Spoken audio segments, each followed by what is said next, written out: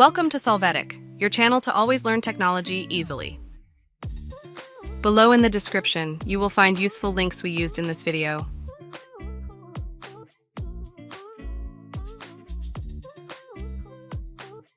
Today in Solvetic, we will see how to disable comments on a Facebook post. We start by opening Facebook and we go to the post we want. After that, we click on its 3 options points. Next, we click on the option, Who can comment on your post?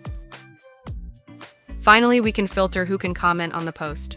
You can directly choose that only the profiles and pages you mention can comment, and thus only you will decide who can leave comments. Hey, remember to subscribe Solvetic channel.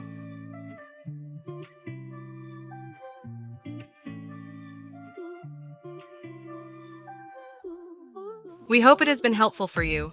Here are links to watch more videos of your interest and subscribe to the Solvetic channel.